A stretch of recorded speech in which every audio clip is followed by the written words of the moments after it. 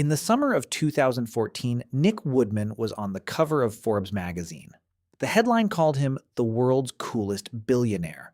His company GoPro had just gone public in one of the most celebrated IPOs of the decade. The stock opened at $24 and within months had nearly tripled.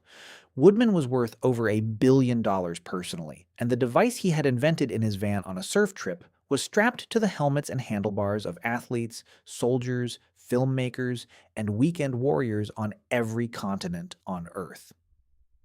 GoPro wasn't just a camera company. It was a cultural phenomenon. It was the proof that a genuinely brilliant product idea, executed with enough passion and enough stubbornness, could build something that the world didn't know it needed until it arrived. 8 years later, GoPro's stock was trading at under $3. The company that had been worth $11 billion at its peak had lost more than 90% of its market value. The drone division was dead. The media division was dead. 3 rounds of mass layoffs had gutted the workforce.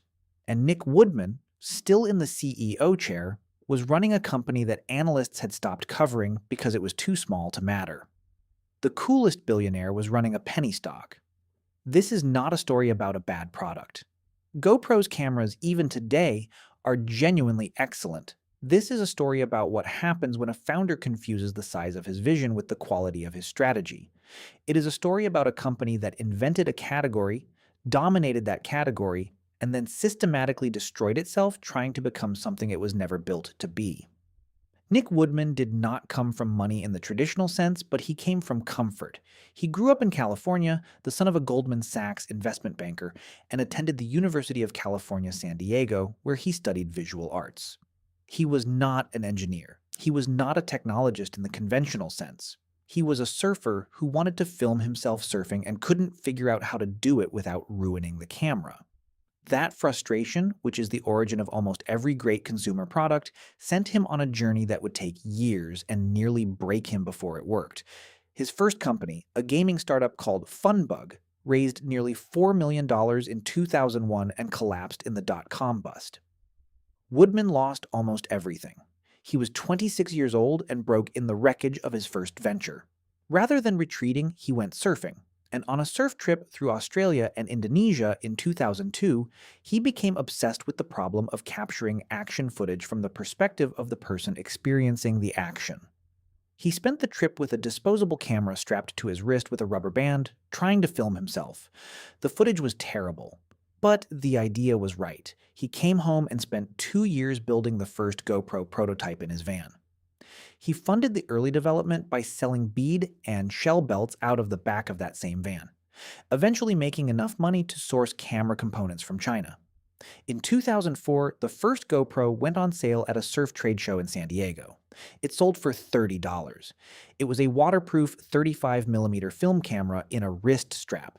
The product was primitive. The idea was revolutionary. Woodman had understood something that every major camera company in the world had missed. People didn't just want to watch action, they wanted to be inside it. They wanted the camera to disappear so that the experience could speak for itself. The transition from film to digital made GoPro's concept infinitely more powerful. By 2006, the company had released its first digital camera. By 2009, the Hero Wide had arrived, shooting high-definition video at a price point that made it accessible to anyone. Athletes, military personnel, surfers, skiers, cyclists, skydivers, anyone who did anything physical and wanted to document it found GoPro and didn't look back. The content that users generated became the company's greatest marketing asset. YouTube channels dedicated entirely to GoPro footage accumulated millions of subscribers. The device was its own advertisement, and every piece of footage that circulated online was a free commercial reaching exactly the audience most likely to buy one. By 2012, GoPro was generating over $500 million in revenue. By 2013, that number had nearly doubled to just under $1 billion. The growth was almost vertical. No marketing department could have manufactured the kind of organic enthusiasm that GoPro had built because the enthusiasm was real. The product genuinely changed what ordinary people could capture. A weekend mountain biker could produce footage that looked cinematic. A recreational surfer could show their friends a perspective that professional film crews had struggled to achieve 20 years earlier. GoPro democratized a visual language that had previously belonged only to the most expensive productions in the world. The IPO in June 2014 was the logical culmination of this story. GoPro priced its shares at $24, raising nearly $400 million. The market loved everything about the narrative: disruptive product, passionate founder, authentic brand, explosive growth. Within 3 months, the stock had reached nearly $93 per share. The market capitalization briefly touched $11 billion. Nick Woodman was worth approximately $3 billion on paper. Every number looked extraordinary. And that, as it turned out, was exactly the problem. Because underneath the extraordinary numbers, a structural reality was quietly assembling itself that no IPO roadshow had addressed honestly. GoPro made cameras. Good cameras. The best action cameras in the world. But cameras are hardware, and hardware companies face a specific and merciless economic reality. Customers buy one product, use it for years, and only return when it breaks or when the next generation is sufficiently better to justify the upgrade. The addressable market for action cameras, however enthusiastic, was finite. Every surfer who wanted a GoPro already had one. Every cyclist who needed one had purchased it. Penetration in the core demographic was approaching saturation, and new customers were coming from less committed markets where the upgrade cycle was even slower. Wall Street had priced GoPro like a software company, assigning it the kind of growth multiple that made sense for a platform business with recurring revenue and network effects. But GoPro was not a platform business. It was a hardware company with a brilliant first product, a loyal but finite customer base, and no structural mechanism to generate the ongoing revenue that its valuation demanded. The moment the growth rate began to decelerate, the entire valuation logic would collapse. And GoPro's leadership, intoxicated by the IPO success and the cultural momentum of the brand, chose exactly the wrong response to this structural problem. Instead of focusing obsessively on defending and deepening the core camera business, on building the software ecosystem, the editing tools, the subscription services, the professional workflows that could have turned GoPro into a recurring revenue platform, Nick Woodman decided to expand. Not carefully, not incrementally. He decided to make GoPro a media company and a drone company simultaneously, spending hundreds of millions of dollars chasing two adjacent markets in which GoPro had no particular competitive advantage. The media ambition arrived first. Woodman believed that because GoPro's users were generating extraordinary content, GoPro itself could become a media destination. The company launched GoPro Entertainment, hired a team of content producers, signed licensing deals, and began building what it described as a network for action sports content. The logic was seductive on the surface. If GoPro footage was already being watched by hundreds of millions of people on YouTube, why shouldn't GoPro capture that audience directly? The answer, which became obvious only after significant money had been spent, was that GoPro had no competitive advantage in media distribution, no unique relationship with content consumers, and no structural reason why someone would choose a GoPro channel over YouTube, Netflix, or any of the dozens of other content platforms competing for the same eyeballs. The media division burned cash, generated no meaningful revenue, and was quietly shut down. Then came karma. In September 2016, GoPro launched its drone, entering a market that DJI, the Chinese hardware company, had already effectively monopolized. Karma was supposed to be GoPro's transformation from a camera company into a complete action capture ecosystem. Cameras in the air, cameras on the ground, cameras on your body, all integrated into one platform. The product was reasonably well designed. It had GoPro's characteristic attention to physical form. The problem was that DJI's Phantom and Mavic lines were already better, cheaper, and supported by a larger software ecosystem. GoPro was fighting for second place in a market that had already decided who was first. And then, 3 weeks after launch, Karma was recalled. A manufacturing defect caused the drone to lose power mid-flight and drop out of the sky without warning.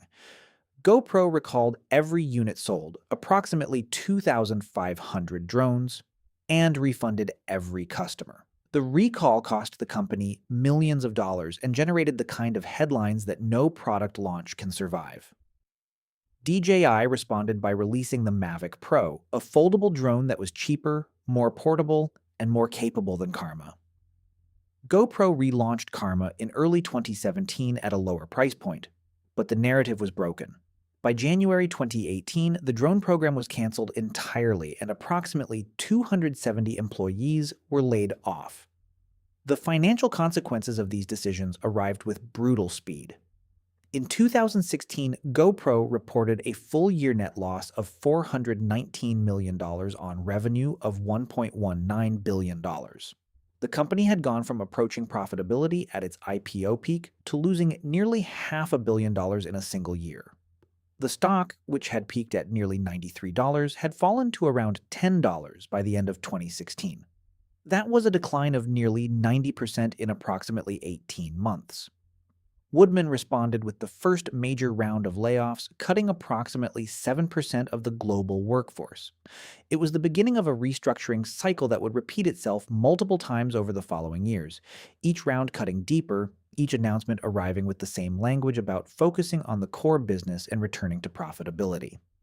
The competitive environment that GoPro faced after its collapse was not forgiving. Smartphone cameras had been improving at a rate that nobody in the camera industry had adequately anticipated. By 2017, an iPhone could shoot high-quality video in conditions that would have required a dedicated action camera just 3 years earlier. The casual user, the person who bought a GoPro to film a vacation or a weekend hike rather than a professional surf session, no longer had a compelling reason to carry an additional device. The smartphone had absorbed the low end of GoPro's market entirely, and it was moving steadily toward the middle. GoPro's core users, the serious athletes, the professional content creators, the military and public safety customers, remained loyal. But that core was not large enough to support an $11 billion company. It was barely large enough to support a $300 million one. What followed was a long, painful contraction. In 2018, GoPro laid off hundreds more employees and exited the drone market permanently. In 2019, the company began focusing aggressively on subscription revenue through GoPro Plus, a cloud storage and editing service. In 2020, the pandemic provided a brief respite. Outdoor activities surged, camera sales recovered temporarily, and the stock rallied. In 2021, GoPro quietly became profitable again on a full-year basis for the first time since 2014, reporting net income of $6.5 million. The subscriber base for GoPro Plus crossed 2 million. Woodman declared that the company had successfully transformed itself into a subscription-driven business. For a moment, it looked like the story might have a second chapter. It didn't. By 2022 and into 2023, the post-pandemic normalization crushed the outdoor activity surge that had temporarily inflated camera sales. The subscription business was real but small, generating revenues that could support a lean operation but could not justify any meaningful growth multiple. The stock drifted back toward $3. Trading volume was so low that some institutional investors stopped reporting positions because the stakes were too small to disclose. GoPro had become what analysts call a melting ice cube, a business with a genuine product, a genuine customer base, and a genuine revenue stream slowly declining toward an equilibrium that the market had not yet decided was zero or something just above it.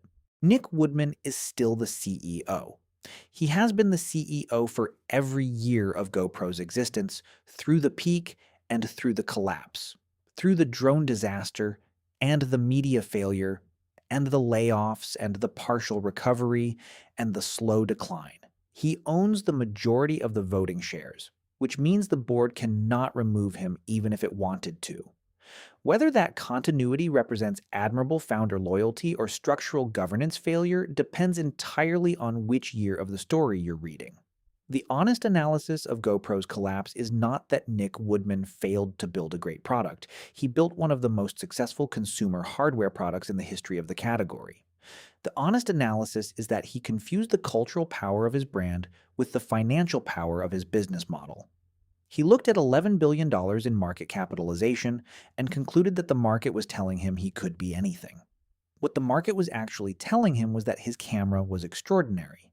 that the window of competitive advantage was closing faster than he understood, and that the only path to sustained value creation was to build the software and services layer that could turn one-time hardware buyers into recurring revenue customers before the smartphone made the hardware irrelevant. He didn't do that. He built a drone and a media company instead. And by the time the drone was recalled and the media division was shuttered, the window had closed.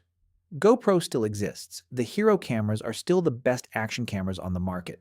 The brand still carries real recognition among the people who care about action sports and adventure content. But the company that was once worth $11 billion is now worth a fraction of that, and the distance between those two numbers is not a story about the market getting it wrong. It is a story about a founder who got it right once, brilliantly, and then spent the proceeds trying to prove he could do it again in markets that had no particular reason to need him. The world's coolest billionaire built the world's coolest camera. He just forgot that coolness has a shelf life and strategy doesn't.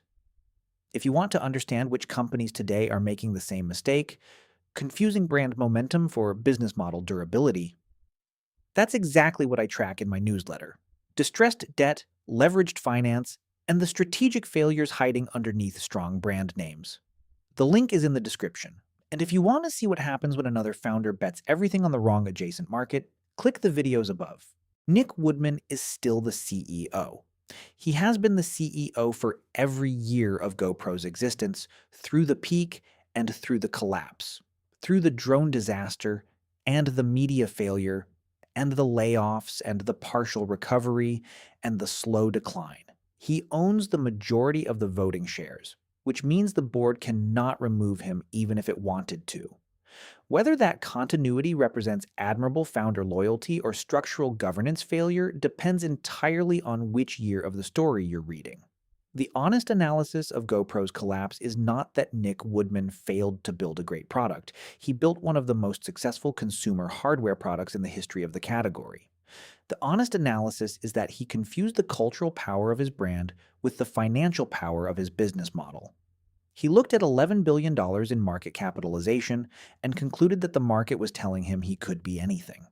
What the market was actually telling him was that his camera was extraordinary, that the window of competitive advantage was closing faster than he understood, and that the only path to sustained value creation was to build the software and services layer that could turn one-time hardware buyers into recurring revenue customers before the smartphone made the hardware irrelevant. He didn't do that. He built a drone and a media company instead. And by the time the drone was recalled and the media division was shuttered, the window had closed. GoPro still exists. The Hero cameras are still the best action cameras on the market. The brand still carries real recognition among the people who care about action sports and adventure content. But the company that was once worth $11 billion is now worth a fraction of that, and the distance between those two numbers is not a story about the market getting it wrong. It is a story about a founder who got it right once, brilliantly, and then spent the proceeds trying to prove he could do it again in markets that had no particular reason to need him. The world's coolest billionaire built the world's coolest camera. He just forgot that coolness has a shelf life and strategy doesn't. If you want to understand which companies today are making the same mistake, confusing brand momentum for business model durability, that's exactly what I track in my newsletter. Distressed debt, leveraged finance, and the strategic failures hiding underneath strong brand names. The link is in the description. And if you want to see what happens when another founder bets everything on the wrong adjacent market, click the videos above.